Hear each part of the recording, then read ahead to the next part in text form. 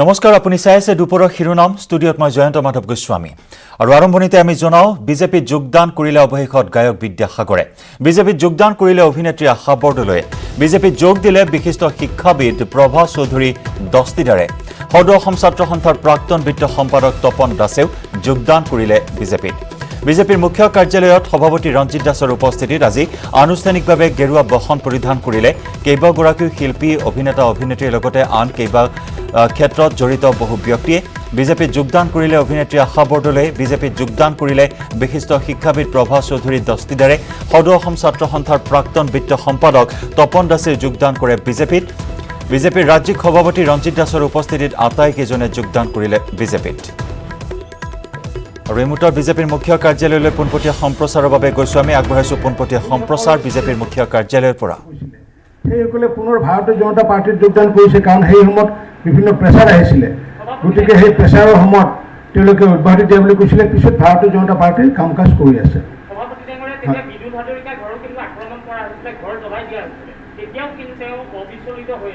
থাকিবই স্বাভাৱিক কথা কাৰণ কিয় ভাৰতীয় জনতা পাৰ্টিৰ তেখেত এগৰাকী বিধায়ক আৰু তেখেতে প্ৰায় 9টা বছৰ ভাৰতীয় জনতা পাৰ্টিৰ ডিব্ৰুগড় জিলা সমিতিৰ সভাপতি আছিলে গতিকে সেইগৰাকী ব্যক্তিৰ থাকিবই স্বাভাৱিক কথা ঠিক আছে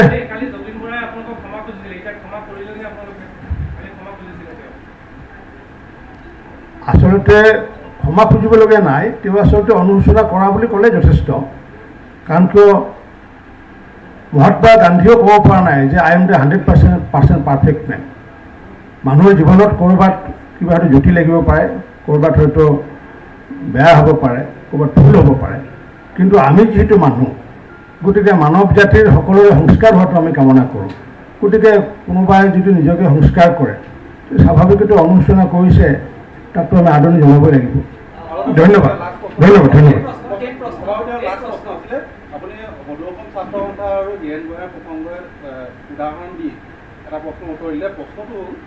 এনে কি পৰিৱেশৰ আজি বিজেপিত সৃষ্টি হ'ল যাৰ কাৰণে আজি সদৌ অসম ছাত্ৰ সন্থাৰ সেই উদাহৰণ আপোনালোকে দিবলগীয়া হৈছে কি পৰিৱেশ আপোনালোকে ক'লে যে সদৌ অসম ছাত্ৰ সন্থাই হীৰেণ গোহাঁইক দেশদ্ৰোহী বা জাতিদ্ৰোহী বুলি কৈছে এতিয়া হীৰেণ গোহাঁই আকৌ সদৌ অসম ছাত্ৰ সন্থাৰ উপদেষ্টা বুলি আপুনি ক'লে এতিয়া এনে কি পৰিৱেশৰ সৃষ্টি হ'ল যে যিসকলে বিজেপিত জাতিদ্ৰোহী বুলি কৈ ওলাই যোৱাৰ পাছত আকৌ সেইসকলক আনি আনিবলগীয়া হ'ল অৰ্থাৎ মানে সদৌ অসম ছাত্ৰ সন্থাৰ অনুকৰণ কৰিছে নেকি নহয় আপুনি সেই বিষয়টো তেওঁলোককে সুধিব তেওঁলোকৰ বিষয়টো যে মই আগতেও কৈছিলোঁ যে এটা সময়ত অসমত যিসকলে গণশত্ৰুৰ ভূমিকা পালন কৰিছিলে পিছলৈ তেওঁলোকে গণমিত্ৰৰ ভূমিকা পালন কৰিছিলে গতিকে সেইটো কথা তেওঁলোককে সুধিব আমাৰ যিখিনি কথা আছিলে এইটো যতীন বৰা ডাঙৰীয়াই নিজাববীয়াকৈ জনাইছে আৰু এওঁলোকে যিহেতু নতুনকৈ আজি যোগদান কৰিছে আৰু বিদ্যাসাগৰ যিহেতু সক্ৰিয়তা নাছিলে এতিয়া নতুনকৈ সক্ৰিয় সদস্য তেখেতক দিয়া হৈছে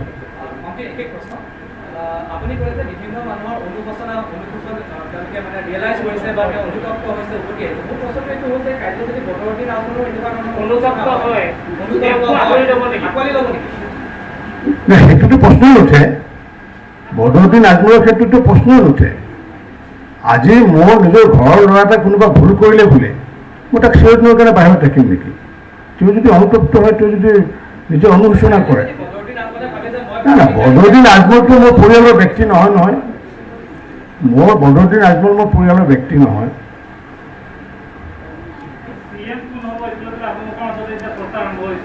কি ক'লে এইটো আমাৰ ৰাষ্ট্ৰীয় সমিতিয়ে সিদ্ধান্ত ল'ব আৰু যিহেতু আমি অনুশাসন মানি চলা এটা দল ৰাষ্ট্ৰীয় সমিতিয়ে যি সিদ্ধান্ত লয় সেই সিদ্ধান্তই হ'ব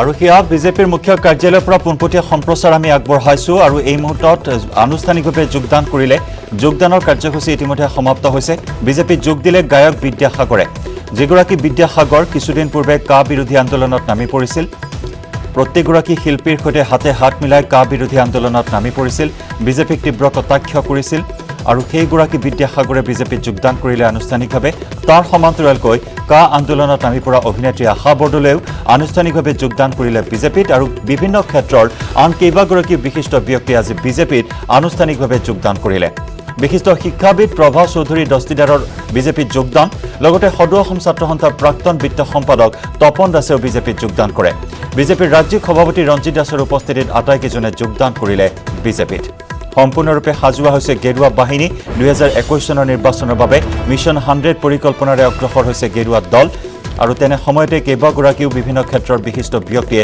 আজি যোগদান কৰিলে বিজেপিত কালিৰ দিনটোত আমি জনাইছিলোঁ অভিনেতা যতীন বৰাই সংবাদমেল সম্বোধন কৰি পুনৰ বিজেপিলৈ যোৱাৰ ইচ্ছাৰ কথা প্ৰকাশ কৰিছিল কা আন্দোলনত অংশগ্ৰহণ কৰাটো তেওঁৰ আছিল আৱেগিক সিদ্ধান্ত জীৱনৰ আটাইতকৈ ভুল সিদ্ধান্ত আৰু তেনেদৰে মত প্ৰকাশ কৰি যতীন বৰাই পুনৰ বিজেপিত যোগদানৰ মত প্ৰকাশ কৰিছিল আৰু আজিৰ দিনটো দেখিবলৈ পোৱা হ'ল কা আন্দোলনত নামি পৰা অভিনেত্ৰী আশা বৰদলৈ কা আন্দোলনত জপিয়াই পৰা গায়ক বিদ্যাসাগৰে আনুষ্ঠানিকভাৱে যোগদান কৰিলে বিজেপিত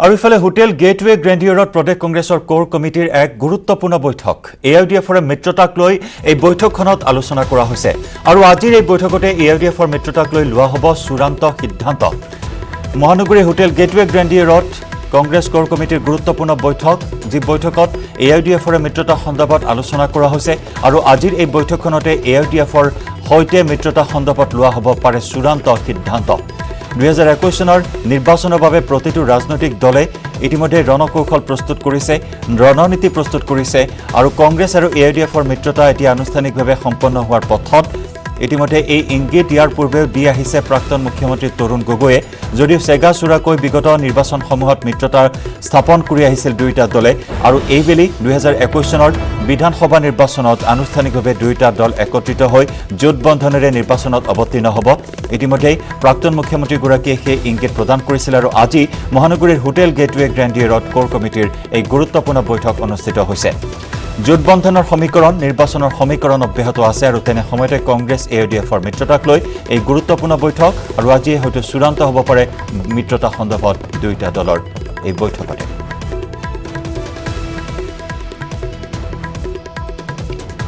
জ্যেষ্ঠ সাংবাদিক ঋত্বিক কৌশিকৰ সৈতে আমি যোগাযোগ স্থাপন কৰিছো ঋত্বিক অত্যন্ত গুৰুত্বপূৰ্ণ এটি বিষয় এই মুহূৰ্তৰ যে কংগ্ৰেছ এআইডিএফৰ মিত্ৰতা হয়তো আজিয়েই চূড়ান্ত হ'ব পাৰে হোটেল গ্ৰেণ্ডিয়ৰত অনুষ্ঠিত হোৱা কোৰ কমিটিৰ এই বৈঠকত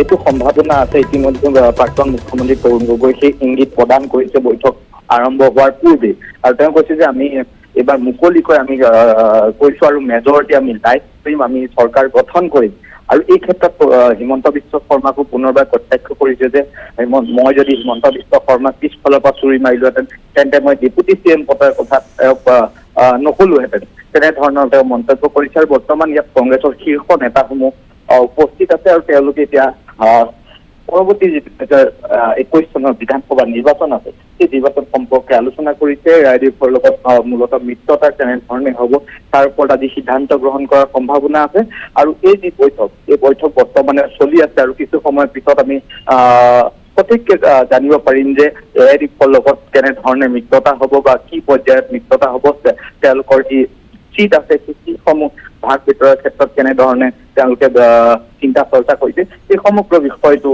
ইয়াত আলোচনা হ'ব আৰু ক'ব পাৰি যে এইটো অহা যি বিধানসভা নিৰ্বাচন আছে সেই বিধানসভা নিৰ্বাচনৰ কাৰণে যি আনুষ্ঠানিক কুচকাৱাজ সেই আনুষ্ঠানিক কুচকাৱাজো কংগ্ৰেছে আৰম্ভ কৰিছে ঋত্বিক শেহতীয়াকৈ এই মিত্ৰতা সন্দৰ্ভত বাকযুদ্ধ তুংগত উঠা পৰিলক্ষিত হৈছে ৰাজীৱ ভৱন আজমল ভৱনলৈ পৰিণত হ'ব এনে কিছু অশালীন মন্তব্য কৰা পৰিলক্ষিত হৈছে মাংসক কেন্দ্ৰ কৰি মাংসৰ ৰাজনীতিক কেন্দ্ৰ কৰি বিতৰ্কৰ সৃষ্টি হৈছে ৰাজীৱ ভৱন আজমল ভৱন হ'ব এনে মন্তব্য মন্ত্ৰী হিমন্ত বিশ্ব শৰ্মাই কৰা পৰিলক্ষিত হৈছিল আৰু তেনেস্থলত কংগ্ৰেছ আৰু এআইডিএফৰ মিত্ৰতাক লৈ অসন্তুষ্টিও ব্যক্ত কৰি আহিছিল কংগ্ৰেছৰে একাংশ লোকে গতিকে তেনেস্থলত আগন্তুক সময়ছোৱাত কংগ্ৰেছে কেনেধৰণৰ প্ৰত্যাহ্বানৰ সন্মুখীন হ'ব পাৰে এই মিত্ৰতাক লৈ ইতিমধ্যে প্ৰাক্তন মুখ্যমন্ত্ৰী তৰুণ গগৈয়ে এটা কথা স্পষ্ট কৰিছে যে যি তেওঁলোকৰ মিত্ৰতা আছে সেই মিত্ৰতা তেওঁলোকে সকলোৰে আগত লুকাই চুৰকে কৰা নাই আৰু আজি এই ক্ষেত্ৰত যি সিদ্ধান্ত সেই সিদ্ধান্ত হ'ব আৰু এই ক্ষেত্ৰত হিমন্ত বিশ্ব শৰ্মায়ো বহুকেইটা মন্তব্য কৰিছে আজমলক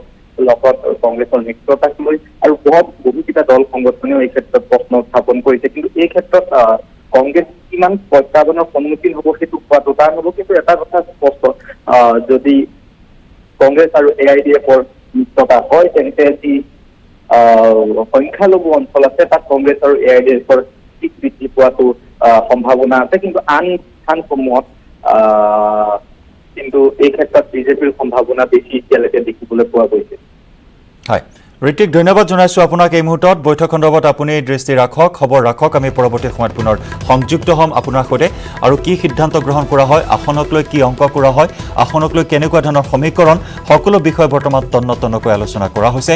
হোটেল গেটৱে গ্ৰেণ্ডি ৰোড অনুষ্ঠিত হোৱা কংগ্ৰেছ কোৰ কমিটিৰ এই বৈঠকখনত কংগ্ৰেছৰ কেইবাগৰাকীও জ্যেষ্ঠ নেতা উপস্থিত আছে এই বৈঠকত।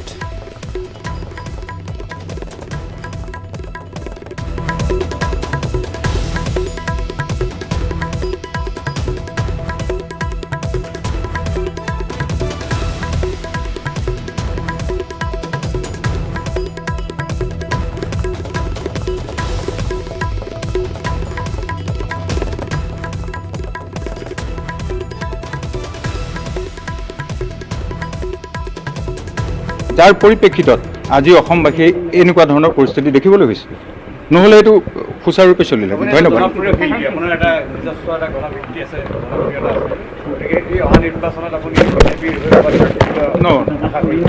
এইটো কোনো ধৰণৰ এইটো কথাই নহয়। মই প্ৰাৰ্থিত্ব লোভী নহয়, কাৰণ বিজেপিৰ বেয়া দিনত মই অহা মানুহ। প্ৰাৰ্থিত্বৰ কাৰণে মই প্ৰাৰ্থিত্বৰ হাবিয়াস নাই মোৰ। মই বিজেপিৰ যেতিয়া বেয়া দিন তেতিয়াই মই বিজেপিত আছিলোঁ। আৰু এতিয়া চাওক, প্ৰাৰ্থিত্ব এতিয়া এনেকুৱা বহুতে ক'ব যে বিদ্যাসাগৰ সুবিধাৰ কাৰণে আহিছে, যে মই 2009 চনত জইন কৰা মানুহ। বিজেপি চৰকাৰ গঠন হোৱাৰ লগে লগে মই আকৌ এক্টিভলি কাম কৰি আহিব লাগিছিলে, কিন্তু এতিয়া চৰকাৰ আগন্তুক চৰকাৰ আহিব, পৰৱৰ্তী সময়ত কি হয় চাই লওঁ।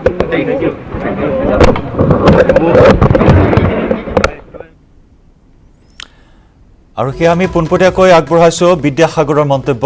বিদ্যাসাগৰে প্ৰতিক্ৰিয়া প্ৰকাশ কৰিছে বিজেপিত যোগদান কৰি। বিজেপিৰ তেওঁ পুৰণি মানুহ, কোনো স্বাৰ্থৰ বাবে তেওঁ বিজেপিলৈ অহা নাই, এই কথা ব্যক্ত কৰিছে। পদবীৰ বাবে বা প্ৰাৰ্থিত্ব বিচাৰি তেওঁ বিজেপিত যোগদান কৰা নাই বুলি উল্লেখ কৰিছে। বিজেপিৰ বেয়া দিনৰ সময়তে বিজেপিৰ সৈতে তেওঁ আছিল বুলি কৈছে, কিন্তু বিগত কা আন্দোলনৰ সময়ছোৱাত তেওঁ নামি পৰিছিল। প্ৰতিগৰাকী শিল্পীৰ সৈতে তেওঁ একে শাৰীত থিয় হৈ কা বিৰোধিতা কৰিছিল, কিন্তু আজি পুনৰ আনুষ্ঠানিকভাৱে তেওঁ বিজেপিলৈ আহিছে। আৰু ইয়াকে লৈ কিছু সমালোচনাৰ সন্মুখীন হৈছে যদি তেওঁ উল্লেখ কৰিছে যে ক্ষমতাৰ বাবে বা কোনো স্বাৰ্থৰ বাবে বা প্ৰাৰ্থীৰ বাবে তেওঁ বিজেপিত যোগদান কৰা নাই।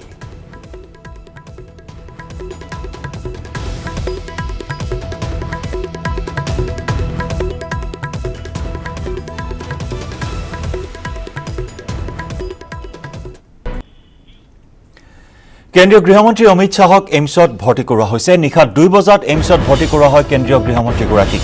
উল্লেখযোগ্য যে কিছুদিন পূৰ্বে কৰোনাত আক্ৰান্ত হৈছিল মন্ত্ৰীগৰাকী। স্বাস্থ্য পৰীক্ষাৰ পিছত ক'ভিড নিগেটিভ আহিছিল আৰু 14 আগষ্টত গুৰুগ্ৰাম চিকিৎসালয়ৰ পৰা মন্ত্ৰীগৰাকীক যাবলৈ দিয়া হৈছিল ঘৰলৈ। ক'ভিড নিগেটিভ হোৱাৰ পিছতো ভাগৰুৱা হৈ আছিল কেন্দ্ৰীয় গৃহমন্ত্ৰী অমিত শ্বাহ। লগতে মূৰৰ বিষ আৰু শ্বাস প্ৰশ্বাসজনিত অসুবিধা পাই আছিল মন্ত্ৰীগৰাকীয়ে, আৰু যাৰ বাবে নিশা 2 বজাত তেওঁক এইমছত ভৰ্তি কৰোৱা হয় আৰু এইমছৰ পৰাই কাম কাজ চলাই যাব কেন্দ্ৰীয় গৃহমন্ত্ৰীগৰাকী।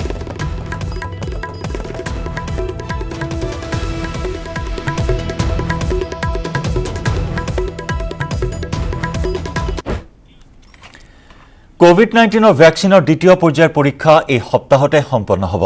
দেশৰ 10টা চেণ্টাৰত পৰীক্ষা কৰা হ'ব কৰোনাৰ ভেকচিন। দেশৰ চিৰাম ইনষ্টিটিউটে উলিয়াইছে এই ভেকচিন। অক্সফৰ্ড জেনেকাৰ সহযোগত উলিওৱা হৈছে এই ভেকচিনটো। ইতিমধ্যে প্ৰথমটো পৰীক্ষা সফলতাৰে সম্পন্ন কৰা হৈছে। হিউমেন ট্ৰায়েল অব্যাহত আছে। দেশৰ 10টা চেণ্টাৰত সম্পন্ন কৰা হ'ব এই পৰীক্ষা। ইতিমধ্যে আমি জনাইছোঁ প্ৰথমটো পৰীক্ষাৰ সফল পৰীক্ষণ সম্পন্ন হৈছে আৰু এই সপ্তাহতে দ্বিতীয়টো পৰীক্ষা সম্পন্ন কৰা হ'ব। অক্সফৰ্ড জেনেকাৰ সহযোগত ছেৰাম ইনষ্টিটিউটে উলিয়াইছে এই ভেকচিন, যি ভেকচিনক লৈ এতিয়া অধীৰ আগ্ৰহেৰে বাট চাইছে দেশবাসীয়ে।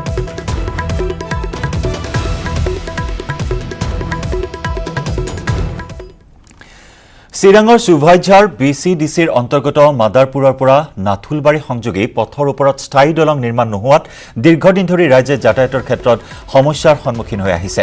বহুবাৰ আবেদন নিবেদন কৰিও চৰকাৰ প্ৰশাসনে দলং নিৰ্মাণৰ ব্যৱস্থা নকৰাত ৰাইজে দান বৰঙণি সংগ্ৰহ কৰি এখন বাঁহৰ দলং নিৰ্মাণ কৰে। আনকি ৰাইজে নিজেও শ্ৰমদান কৰে। BTC প্ৰশাসনৰ তৰফৰ পৰা স্থায়ী দলং নিৰ্মাণৰ প্ৰতিশ্ৰুতি দি আহিলেও কাৰ্যক্ষেত্ৰত সেয়া হৈ নুঠিল, আৰু যাৰ বাবে ৰাইজে হাতে কামে লাগি পৰিল বাঁহৰ ঠাকো নিৰ্মাণ কৰিবলৈ। আমাৰ সাংবাদিক উপানন্দ শৰ্মাৰ এক বিশেষ ৰিপৰ্ট আগবঢ়াইছোঁ। চিৰাঙৰ বহু পথ আছে যিসমূহ যাতায়াতৰ অনুপযোগী আৰু বৰ্তমান সেইসমূহ নিৰ্মাণ কাৰ্য সম্পূৰ্ণ নোহোৱাৰ ফলত যাতায়াতৰ বাবে দুৰ্ভোগ ভুগিব লগা হৈছে। মই এতিয়া উপস্থিত আছোঁ চুবাইজাৰ ভিচিডিচিৰ অন্তৰ্গত মাদাৰপুৰৰ পৰা নাথুৰবাৰীলৈ যোৱা এটা পথ আৰু পথৰ ওপৰত এইদৰে জুৰি এটা জান এটা বান বিধ্বস্ত অঞ্চল যিহেতু ইয়াৰ ওপৰেৰে নৈ পাৰ হৈ যোৱাৰ ফলত এতিয়া যাতায়াতৰ কাৰণে সমস্যাৰ সন্মুখীন হৈছে আৰু বিগত সময়ছোৱাত দেখা গৈছে যে ইয়াতে দলং বা কালভাৰ্ট কেনেধৰণৰ নিৰ্মাণ হোৱা নাই আৰু যাৰ কাৰণে স্থানীয় ৰাইজে নিজে শ্ৰমদান কৰি বা দান বৰঙণি সংগ্ৰহ কৰি তেওঁলোকে এই পথৰ ওপৰত বাঁহৰ দলং নিৰ্মাণ কৰিব লগা হৈছে আৰু এইদৰে তেওঁলোকে যাতায়াত অব্যাহত ৰাখিছে। আপোনালোকে কি কাৰণত নিজে শ্ৰমদান কৰিব লগা হৈছে? প্ৰথমতে কথা হ'ল মানে এইটো আৰু বেছি ডাঙৰ কথাও নহয় আৰু এনে সৰু কথাও নহয়, যিহেতু আমি সদায় ৰাতিপুৱাইলে আমি এতিয়া এই ৰাস্তা দি আপ ডাউন কৰিব লাগে। মানে 2016-17 চনৰ পৰা আমাৰ এইখন ৰাস্তা মানে বানপানী হৈ ভাঙি গৈছে। ভাঙি যোৱাৰ পিছতে এতিয়া মানে ৰাইজে খুব অসুবিধা আপ ডাউন কৰিবৰ কাৰণে। সেইকাৰণে ৰাইজে বাঁহ মানে চুতলি ৰছী গুণা দি আমি এইখন দলং মানে নিৰ্মাণ কৰি মানে কোনোমতে আমি আপ ডাউন কৰিব লাগে। বহুত অসুবিধা, তো বৰষুণ আহিলে মানে আমাৰ এতিয়া ৰাস্তা ঘাট এনেকুৱা নাই, তো সেইকাৰণে মানে আমি ৰাইজেই আৰু কাম কৰিব লগা বাধ্য হৈছে। কোন গাঁৱৰ মানুহ এইখন ৰাস্তাত মানে আমি নাথৰবাৰীৰ পৰা মানে মাদাৰপুৰ বজাৰত যাব লাগে, জয়পুৰ নাঙলভাঙা ভিচিডিচিলৈকে মানে কোৱা যায় এইটো ৰাস্তা দি মানে আমি বঙাইগাঁওলৈকে যাব লাগে। মানে গোটেই মানুহ আমাৰ এই ৰাস্তা দি আপ ডাউন কৰিব লগা হয়। গতিকে আপোনালোকে চৰকাৰক কৈছেনে নাই ইয়াতে স্থায়ী দলং লাগে? মানে এতিয়া এইটো আমি আগত মানে মই নিজেই ভিচিডিচি মেম্বাৰ আছিলোঁ, সেই সময়ত মানে আমি এইখন ৰাস্তাৰ এটা স্কিম ধৰাইছিলোঁ, কিন্তু ইতিমধ্যে মানে লকডাউন আহি গ'ল। আজি প্ৰায় 4-5 মাহ হৈ গ'ল লকডাউনৰ কাৰণে। মানে এইখন ৰাস্তা স্কিমটো বনোৱা হৈছিল, কিন্তু কামখিনি এতিয়ালৈকে আহি পোৱা নাই। এতিয়া লকডাউন শেষ হোৱাৰ পিছত আহে নাহে এইটো ক'ব নোৱাৰিম। এতিয়া হয়তো যিহেতু আমাৰ BTC গভৰ্ণমেণ্ট চৰকাৰ নাই, এইটো ৰাজ্যপালে চলাই আছে, এতিয়া মানে এইটো পৰৱৰ্তীত দেখা যাব আৰু। প্ৰত্যেকবাৰে এনেকৈ বনাই? হয়, আমি বছৰে মানে 3-4বাৰকৈ এইখন দলং বনাব লাগে। মানে আজিকালিতো গাড়ী ঘোঁৰা বেছি আপ ডাউন কৰে, সেইকাৰণে মানে 1-2 মাহ পিছতে মানে এইখন দলংখন ভাঙি যায়। হয়, এয়া দৃশ্য হৈছে BTCৰ আৰু এইদৰে বাট পথৰ সুব্যৱস্থা নথকাৰ কাৰণে, দলং আদি নথকাৰ কাৰণে তেওঁলোকে নিজে শ্ৰমদান কৰি দলং নিৰ্মাণ কৰিব লগা হৈছে। এইদৰে বাঁহৰ দলং শ্ৰমদান কৰি নিৰ্মাণ কৰিছে, যিহেতু তেওঁলোকে চৰকাৰক বহু নিবেদন কৰিছে, কিন্তু দলং কিন্তু এই সময়ছোৱাত হৈ উঠা নাই আৰু যাৰ কাৰণে তেওঁলোকে পথটো যাতায়াতৰ কাৰণে সুচল কৰাৰ কাৰণে নিজে আগবাঢ়ি আহিছে আৰু ইয়াতে শ্ৰমদান কৰি তেওঁলোকে বাঁহৰ দলং নিৰ্মাণ কৰা পৰিলক্ষিত। ডিব্ৰুগড়ৰ AMCHত এক আজব ঘটনা। সদ্যজাত নৱজাতকক মোনাত ভৰাই এগৰাকী মহিলাৰ পলায়নৰ চেষ্টা। নিজৰ সদ্যজাত সন্তানটিক মোনাত ভৰাইছিল মহিলাগৰাকীয়ে। কৰোনা সংক্ৰমণৰ ভয়ত চিকিৎসালয়ৰ পৰা পলায়নৰ চেষ্টা, প্ৰসূতি বিভাগৰ পৰা পলায়নৰ চেষ্টা চলাইছিল প্ৰসূতিগৰাকীয়ে। বিভাগটোৰ নিৰাপত্তাৰক্ষীৰ হাতত ধৰা পৰে মহিলাগৰাকী। সম্প্ৰতি মাতৃ সন্তানক পুনৰ প্ৰসূতি বিভাগতে চিকিৎসাৰ ব্যৱস্থা কৰা হৈছে। সোমবাৰে AMCHৰ পৰা পলায়ন কৰিছিল মহিলাগৰাকীয়ে। দেওবাৰে মহিলাগৰাকীয়ে AMCHত জন্ম দিছিল এটি সন্তান।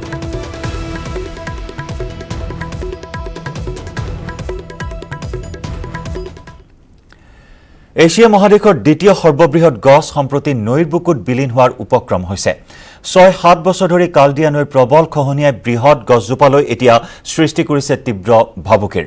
বজালীৰ জালিখাটা গাঁৱত অৱস্থিত 208 বছৰীয়া এছিয়া মহাদেশৰ দ্বিতীয় সৰ্ববৃহৎ বট গছজোপাৰ লগতে জালিখাটা শিৱ থানৰ বাবে সম্প্ৰতি কাল দিয়া নৈৰ প্ৰবল খহনীয়া ভাবুকি স্বৰূপ হৈ পৰিছে। নৈখনৰ খহনীয়াই গছডালৰ লগতে ঐতিহাসিক জালিখাটা শান্তি সাধনা সেৱাশ্ৰমৰ বহু মাটি নৈৰ বুকুত জাহ গৈছে। প্ৰতিদিনেই ৰাজ্যৰ ভিন্ন প্ৰান্তৰ বহু ভক্তৰ সমাগম ঘটা এই থানৰ বৃহৎ বট গছডাল খহনীয়াৰ পৰা ৰক্ষা কৰিবলৈ চৰকাৰৰ ওচৰত দাবী জনাইছে ৰাইজে। আগবঢ়াইছো আমাৰ সাংবাদিক ধ্ৰুৱজ্যোতি তালুকদাৰৰ বিশেষ ৰিপৰ্ট। মই বৰ্তমান উপস্থিত আছোঁ বজালী মহকুমাৰ জালিখাটাত আৰু জালিখাটা এছিয়াৰ দ্বিতীয় সৰ্ববৃহৎ যি বটবৃক্ষ আলম লৈ যি কলিবাৰী থান সৃষ্টি হৈছিলে আৰু এই থানখনৰ সমীপতে এতিয়া দেখিবলৈ পোৱা গৈছে কালদিয়া নৈৰ প্ৰবল গৰাখহনীয়া। বিগত প্ৰায় এটা দশক জুৰি এনেদৰে গৰাখহনীয়া এই থানখনৰ প্ৰায় কেইবা বিঘা মাটি ইতিমধ্যে নৈৰ বুকুত জাহ গৈছে। এই কালদিয়া নৈৰ প্ৰবল হতে ইতিমধ্যে প্ৰবল গৰাখহনীয়াৰ সৃষ্টি কৰি আহিছে আৰু থানখনলৈ প্ৰতি বছৰে এক শংকা কঢ়িয়াই আনিছে। যিকোনো মুহূৰ্ততে থানখনৰ যি এই ঐতিহ্যমণ্ডিত যি বটবৃক্ষ যেন এই নদী বিলীন হৈ যাব এটা সময়ত, এনেকুৱা ধাৰণা কৰিছে অঞ্চলটোৰ ৰাইজে কাৰণ এইটোৱে হৈছে থানখনৰ এই চাৰিসীমা আমি নিজতে দেখাবলৈ যত্ন কৰিছোঁ যে এনেকৈ পকীৱাল এই পকীৱালৰ যি নীলগতে দেখিবলৈ পোৱা গৈছে এই জানৰ যি প্ৰবল গৰাখহনীয়া এই গৰাখহনীয়া আমি দেখিবলৈ পাইছোঁ আৰু এই সময়তে আমি ইয়াত যি মন্দিৰ পৰিচালনা সমিতিৰ যি বিষয়ববীয়াসকল আছে তেওঁলোকৰ লগত আমি কথা পাতিবলৈ আগবাঢ়িছোঁ। আচলতে বজালীৰ গৌৰৱ অসমৰ গৌৰৱ এই বটবৃক্ষ এটা কালদীয়া নদীৰ গৰাখহনীয়াত নিঃশেষ হৈ যাবলৈ ধৰিছে। মই আজি অসমৰ ৰাইজক এটা অনুৰোধ জনাওঁ যে সকলোৱে যিহেতুকে আমাৰ এইডাল সম্পদ বজালীৰ ৰাইজক অসমৰ ৰাইজক অনুৰোধ জনাওঁ সকলোৱে দাবী উত্থাপন কৰিব লাগে অসম চৰকাৰৰ ওচৰত যাতে অনতিপলমে এই গছডালৰ সুৰক্ষাৰ ব্যৱস্থা কৰে। আৰু এটা ডাঙৰ কথা হৈছে যে আমাৰ এটা ইয়াত চেণ্টিমেণ্ট জড়িত হৈ আছে আমাৰ বজালীৰ ৰাইজৰ। আজিৰ পৰা কেইদিনমান আগতে আমাৰ এই গৰাখহনীয়াই যিহেতু বহুত মাটি খহাই লৈ গৈছে ইয়াৰ কেইবাজনো ভকতবৃন্দই নদীত ইয়াত আত্মজা দিবলৈ আহিছিল আৰু আমি কমিটিয়ে যে আমি আঁচনি যুগুত কৰিছোঁ আমাক চৰকাৰে অনতিপলমে আমাক টকা ৰিলিজ কৰি দিব এই থানখন ৰক্ষা কৰিব আৰু সেই কথাখিনি পতিয়ন নিয়াৰ পিছতে ভকত কেইজনে ইয়াৰ পৰা আঁতৰি গৈছিল। প্ৰথম কথা হৈছে কি যেহেতু আমাৰ এছিয়াৰ বৃহত্তম যি বটগছজোপা ইয়াতে আছে আৰু বজালীৰ গৌৰৱ আমাৰ জালিঘাটা কলিবাৰী থান গতিকে আমি সকলোৱে গৌৰৱান্বিত তাক লৈ আৰু আমি প্ৰত্যক্ষ কৰিছোঁ বছৰ ধৰি হাজাৰ দৰ্শনাৰ্থী ইয়াত ভিৰ কৰেহি কিন্তু আটাইতকৈ ডাঙৰ কথাটো হৈছে কি আমাৰ যি কালদিয়া নদী সেই কালদিয়া নদীয়ে এতিয়া এটা বিস্তৃত অঞ্চল এই থানখনৰ সহায় নিছে গতিকে এটা গৰাখহনীয়াৰ সৃষ্টি হৈছে। তাৰ কাৰণে বিভিন্নজন আহিছে ৰাজ্যপাল পৰ্যন্ত আহিছে বিভিন্ন ৰাজনৈতিক নেতা আহিছে তেখেতসকলে হস্তিৰা দেখুৱাইছে কিন্তু আজিলৈকে কোনো ধৰণৰ পদক্ষেপ গ্ৰহণ কৰা নাই। শ্ৰী শিৱথান কলিবাৰী এইটো অনুষ্ঠিত হৈছিল বা ধৰ্মীয় অনুষ্ঠানখন প্ৰতিষ্ঠিত হৈছিল আজি বহু বছৰ আগেয়ে 200 বছৰৰ বেছি হ'ল কিন্তু এতিয়া কালক্ৰমত কালদিয়া নদীয়ে এই গছডাল মানে ভাবুকি স্বৰূপ হৈছে কালদিয়া নদীৰ বুকুত বিলীন হোৱাৰ কাৰণে। গতিকে আমি বিভাগীয় কৰ্তৃপক্ষৰ লগতো যোগাযোগ কৰিছোঁ। চৰকাৰক কি আহ্বান জনাই? চৰকাৰক আহ্বান জনাইছিলোঁ আমি যে এইটো যাতে প্ৰটেকশ্যন কৰি গছডাল ৰক্ষা কৰি আমাৰ ভক্তপ্ৰাণ ৰাইজক এই হাজাৰ ভক্তপ্ৰাণ ৰাইজ লগ লাগে ৰক্ষা কৰাৰ কাৰণে হয় চৰকাৰক ইতিমধ্যে থান পৰিচালনা সমিতিৰ সভাপতি আহ্বান জনাইছে যাতে অতি শীঘ্ৰে যি কালদিয়া নৈ প্ৰবল গৰাখহনীয়া প্ৰতিৰোধৰ ব্যৱস্থা কৰি যি ঐতিহ্যমণ্ডিত যি বটবৃক্ষ ৰক্ষণাৰ বাবে থানৰ যি সুৰক্ষা এই সুৰক্ষা প্ৰদানৰ ব্যৱস্থা গ্ৰহণ কৰে এয়াই আশাৰে তেওঁলোকে বাট চাইছে। বৰপথাৰৰ যুৱ ব্যৱসায়ী হত্যাকাণ্ডৰ নতুন মোৰ যুৱ ব্যৱসায়ী মহম্মদ ইফতিকাৰ আহমেদে ব্যৱহাৰ কৰা মটৰচাইকেলখন উদ্ধাৰ কৰা হয়। নুমলীগড়ৰ মূৰফুলনিত উদ্ধাৰ কৰা হয় মটৰচাইকেলখন। এই ঘটনা সন্দৰ্ভত বগীজান আৰক্ষীয়ে চলাইছে অভিযান। হত্যাকাণ্ডত জড়িত 1 নম্বৰ কোৱানিৰ পৰা দুজনক ইতিমধ্যে গ্ৰেপ্তাৰ কৰা হৈছে। সঞ্জয় কেৰকেটা আৰু আৰৱেল কেৰকেটাক গ্ৰেপ্তাৰ কৰা হয়। ইফতিকাৰে ব্যৱহাৰ কৰা বাইক আৰু মোবাইল ফোন সঞ্জয়ৰ ঘৰৰ পৰা উদ্ধাৰ কৰা হয়। উল্লেখযোগ্য যে 13 আগষ্টত ব্যৱসায়ীজনক অপহৰণ কৰি হত্যা কৰা হৈছে।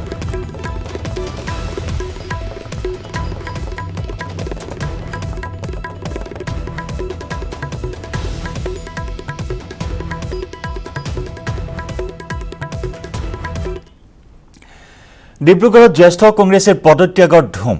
ডিব্ৰুগড় জিলা কংগ্ৰেছৰ মুখ্য কাৰ্যালয় ৰাজীৱ ভৱনত ডিব্ৰুগড় জিলা কংগ্ৰেছৰ সাধাৰণ সম্পাদক তথা মুখপাত্ৰ বিনোদ বুঢ়াগোহাঁইৰ পদত্যাগ। লাহোৱাল ব্লক কংগ্ৰেছৰ কাৰ্যালয়ত লাহোৱাল ব্লক কংগ্ৰেছৰ সভাপতি তথা প্ৰাক্তন বকুল জিলা পৰিষদৰ সদস্য ধীৰেন মৈৰাৰ প্ৰাথমিক সদস্য পদত্যাগ। দলীয় বিসম্বাদ আৰু হাইকমাণ্ডৰ ৰাজনীতিত ক্ষুণ্ণ হৈ পদত্যাগ কৰে দুয়োগৰাকী নেতাই। ডিব্ৰুগড় জিলাৰ কংগ্ৰেছৰ সাধাৰণ সম্পাদক তথা প্ৰাক্তন লাহোৱাল জিলা পৰিষদৰ সদস্য আচ্ছাৰ প্ৰাক্তন নেতা সুৰেশ কুৰ্মী, লাহোৱাল গাঁও পঞ্চায়তৰ কংগ্ৰেছৰ প্ৰাক্তন সভাপতি হৰি নায়ক, ৰমাই গাঁও পঞ্চায়তৰ প্ৰাক্তন সভাপতি মিলন ভূমিজৰ লগতে কংগ্ৰেছৰ 17জন কৰ্মীয়ে কিছুদিন পূৰ্বে পদত্যাগ কৰিছিল, গেৰুৱা বসন পৰিধান কৰিছিল, কংগ্ৰেছ ত্যাগ কৰি বিজেপিত যোগদান কৰিছিল আৰু শেহতীয়াকৈ আন দুগৰাকী জ্যেষ্ঠ কংগ্ৰেছীয়ে পদত্যাগ কৰে।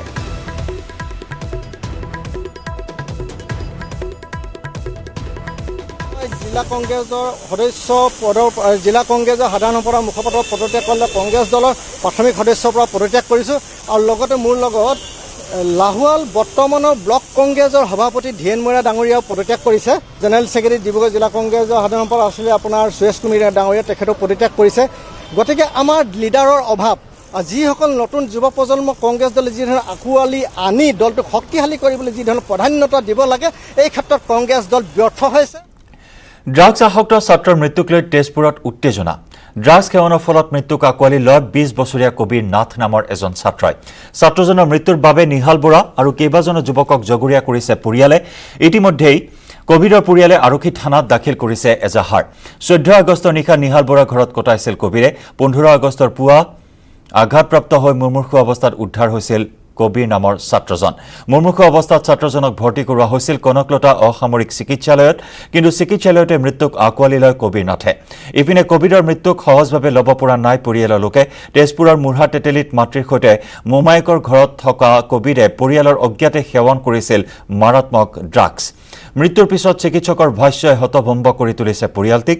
ইপিনে কবিৰৰ দৰে যাতে আন কোনো যুৱকৰো মৃত্যু নহয় তাৰ বাবে আৰক্ষীক কঠোৰ ব্যৱস্থা গ্ৰহণৰ দাবী জনাইছে পৰিয়ালে। তেজপুৰ মহাবিদ্যালয়ত অধ্যয়নৰত আছিল কবিৰ। পঢ়া শুনাৰ লগতে সংগীতৰ লগতো জড়িত আছিল ছাত্ৰজন। হস্পিটাল ল'ৰাটোৰ কাপোৰ কানি নাই, মোৰ বৰ কাপোৰ কানি বুকুৰ কাপোৰো নাই। নাই মেলি মোকো সিহঁতে লৈ ভৰ্তি কৰিছে, মোক পিছত জনাইছে। নি কেনেকে ল'ৰাটো ইমাৰ্জেঞ্চি ৰুমত পেলাই ৰাখি দিছে, মুখতি পেঞ্চন ওলাই আছে। তাৰমানে ঘৰতে হৈছে, মাকো ঘৰতে আছে। মই কি খাইছে কি কৈছে বিয়াৰ আৰু কিবা ভাং এনেকা ক'লে। মই মাকক সুধিছো নাই ভাইটিৰ ওচৰত, কৈছে আপুনি ক'ত আছে আপোনাৰ ল'ৰা আৰু আমাৰ যে ৱাচিমত সোমাই পাৰ্টি কৰিছে। কৈছে মই নাজানো, মই ভাত দি মই ৰুমত শুই আছো। এইটো কেনেকা মাক? এইটো ড্ৰাগছ আসক্ত বুলি আমি সন্দেহ কৰিছোঁ। ইয়াৰ কালপিত পৰা নিহাল বৰাৰ লগত 2-4জন আৰু আছে। আমি গম পাইছোঁ, কিন্তু তেওঁলোকৰ নামকৰণ আমি কৰিব নোৱাৰোঁ, যিহেতু আমি তেওঁলোকক দেখা নাই। কিন্তু নিহাল বৰা মানে মেইন কালপিত নিহাল বৰাই ফোনযোগে মাতি নিছে যে নিহাল বৰাই। আৰু ইয়াৰ পষ্টমৰ্টম ডক্টৰে কোৱা মতে মূৰৰ পিছফালে দুখ পাইছে আৰু কিডনীত দুখ পাইছে। তাৰমানে প্ৰায় 50% নিৰ্বাপিত হৈছে বাগজান তেলখাদৰ জুই। তৃতীয়বাৰৰ বাবে প্ৰচেষ্টাত সোমবাৰে সফলভাৱে স্থাপন কৰা হ'ল বিঅপি। পূৰ্বে বিঅপি স্থাপনৰ বাবে দুবাৰকৈ ব্যৰ্থ হৈছিল বিশেষজ্ঞৰ দল, কিন্তু সোমবাৰে বিঅপি স্থাপনৰ পিছত তেলখাদৰ জুই আজি প্ৰায় সম্পূৰ্ণ নিৰ্বাপনৰ সম্ভাৱনা আছে। জুই নিৰ্বাপনৰ বাবে অহৰহ কাম কৰি আহিছে 6 গৰাকীকৈ বিশেষজ্ঞই। কিলিং প্ৰক্ৰিয়া অব্যাহত আছে আৰু সম্পূৰ্ণৰূপে চিল কৰি দিয়া হ'ব বাগজানৰ তেলখাদ। সফলভাৱে বিঅপি স্থাপন কৰাৰ পিছত কিলিং প্ৰক্ৰিয়া অব্যাহত আছে। আজি পুৱাৰে পৰা এই কাৰ্য অব্যাহত আছে। 24 পৰা 36 ঘণ্টাৰ ভিতৰত সম্পূৰ্ণৰূপে জুই নিৰ্বাপনৰ সম্ভাৱনা প্ৰকাশ কৰা হৈছে।